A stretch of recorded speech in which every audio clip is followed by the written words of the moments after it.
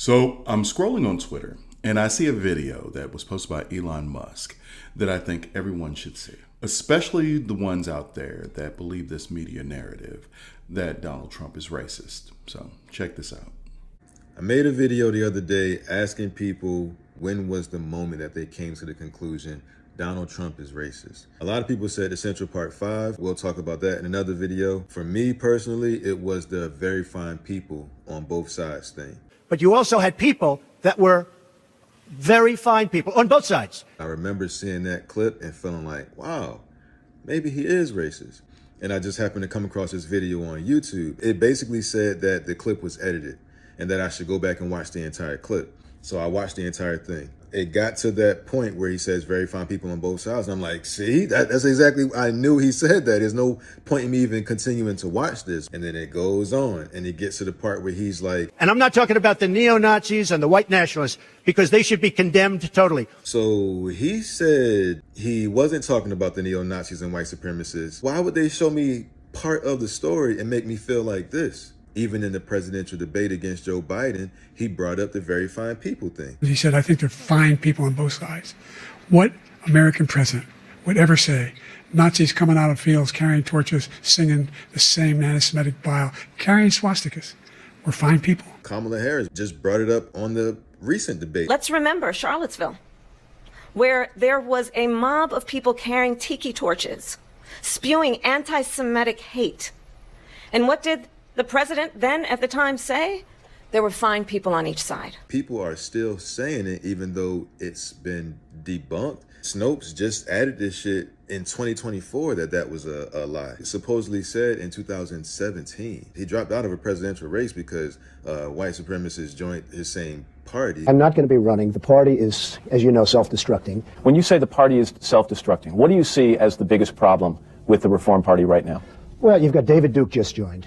A bigot, a racist, a problem. I mean, this is not exactly the people you want in your party. Then you find that clip of him with Jesse Jackson. Beyond that, in terms of reaching out and being inclusive, he's done that too.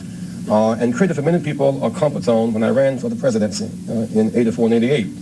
And many others thought it was either laughable or something to avoid. He came to our business meeting here in New York because he has this sense of the curious and a will to risk to make things better. And so aside from all of his style and his pizzazz, he's a serious person who's an effective builder of people. Last year, he was a part of our workshop, of our panel workshop on what are the challenges and opportunities. And so a year later, Donald Trump, for a few minutes, challenges and opportunities to embrace the underserved communities. Donald Trump.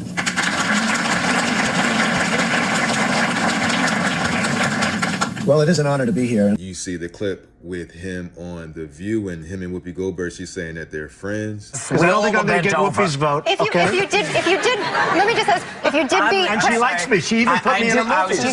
She put me in her movies, right? A long time ago. And how much did I charge? Nothing. Like they say in the Godfather. If you did beat Obama, though. People love this guy. Like Oprah saying that he should run for president.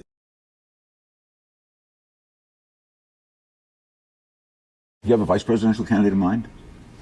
Well, I really haven't gotten quite there yet. It's just Oprah. I love Oprah. Oprah would always be my first choice. Oprah, your competitor, right? Oprah's a competitor. You know what? I'll tell you, she's really a great woman, though. She is a terrific woman. She's somebody that's very special.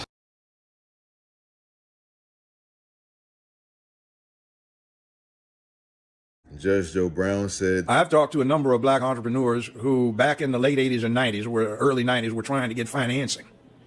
They couldn't. Somebody told them to go check with Donald Trump. So they come back and tell me they got a loan from Donald Trump.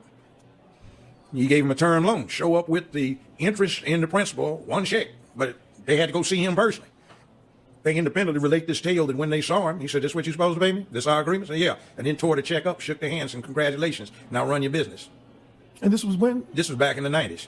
Waka Flocka talks about how he showed him how to increase his wealth. Get a C Corp to run an LLC. If you want to make it even deeper, go get a trust fund and run a corp that runs the LLC. You want to get even deeper, own two trust funds for your business and your person to run that trust that runs all the business.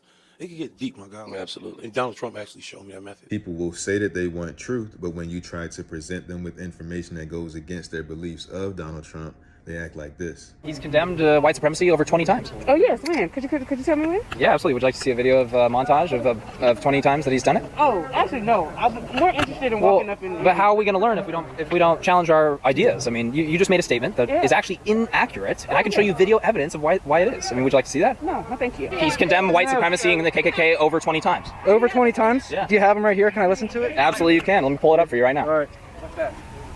By the way, I'm James. How's your day going, man? It'd be a lot better if you guys were wearing masks. We can socially distance. Yeah, I gotta go. Wait. You don't want to see the examples? I have 20 examples right here. He is a white supremacist. It's just like Yuri said. Exposure to true information does not matter anymore. A person who was demoralized is unable to assess true information. The facts tell nothing to him. Even if I shower him with information, with authentic proof, with documents, with pictures, when a military boot crashes his balls, then he will understand, but not before that. That's the tragic of the situation of demoralization. The populace versus the establishment. Whatever they do to the populist candidate, they're doing to you. When you assist the establishment in crushing the populist candidate, they're going to turn around and do it to you next. Whatever rules that they broke to get at him, that you cheered on because you were so anti-him, those rules were broken so that they can get your consent. And now that they've used your hatred to build consent to break the rules, now they can turn that same attack towards you. And you've yayed and amened it into existence. If you previously believed that Trump was racist and then something changed your mind, I'd like to know what was that moment. Thank you for watching again. Like I said, I appreciate your time and attention because you can't get it back. Leave whatever opinions that you want in the comments, and I'll see y'all in the next one. Peace.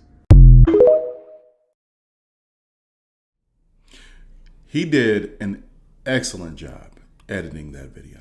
And what's sad is a lot of people still won't actually hear what he said. Like, did you see at the end with James Klug? And he was trying to show people evidence that was contrary to what they already believed, and they could not get past their own confirmation biases. And I know people who will watch this video who will bring up the 1972 housing discrimination suit or the Central Park Five. And for those people, I would submit this evidence for you.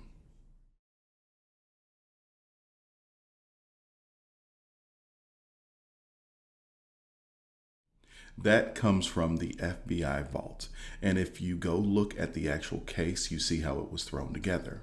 There wasn't very many people, or let's be specific, there was only 2 people who testified that the Trump management was doing this. And both of them were no longer employees there.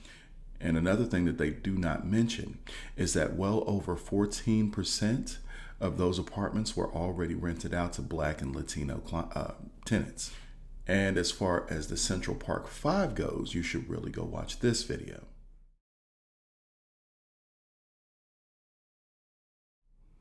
I used to be the same way. I really thought that the Central Park Five was innocent, that the police had coerced them into confessing, and then you realize that's not the case. They actually just turned out to be the most famous snitches ever. Yeah, you heard me right.